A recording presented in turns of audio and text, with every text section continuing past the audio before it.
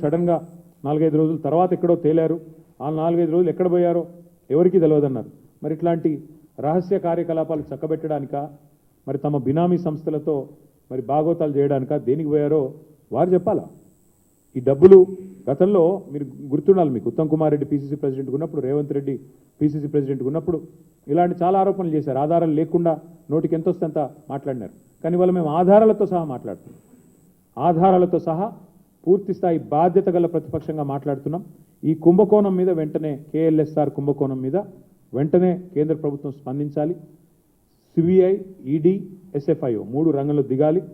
Supreme court ఇచ్చిన ఈ ఆదేశాన్ని వెంటనే అమలు చేయాలి. కేఎల్ఎస్ఆర్కి ఇచ్చిన ప్రతి ప్రాజెక్టు రద్దు చేయాలి. కేఎల్ఎస్ఆర్ విషయంలో సమగ్ర విచారణ చేయాలని చెప్పి డిమాండ్ చేస్తూ, మరి ఈ విషయాన్ని దయచేసి పత్రికా మిత్రులకు కూడా నా రిక్వెస్ట్, మీకు కూడా చాలా ఒత్తిళ్లు వస్తాయి. ఈరోజు 10 రోజుల కింద ఈ వార్త వచ్చినా తెలుగులో ఒక్క పత్రిక రాయలేదు, ఒక్క పత్రిక కూడా రాయలేదు. ఇది పీటీఐ రిపోర్ట్, నాది కాదు. కానీ ఎందుకో మరి ఒక్క పత్రిక కూడా రాయడానికి ఇష్టపడలేదు. ఒక సియాసత్ పత్రిక రాసింది, కానీ తెలుగు వాళ్ళు ఎవరు రాయలేదు.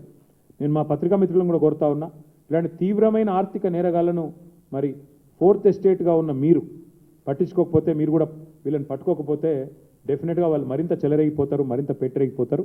కాబట్టి మీరు కూడా దయచేసి ప్రజల దృష్టికి దీన్ని తీసుకొని రావాలని సోషల్ మీడియా ద్వారా కూడా మా మిత్రులు, మా సోషల్ మీడియా వారియర్స్ కూడా నా విజ్ఞప్తి.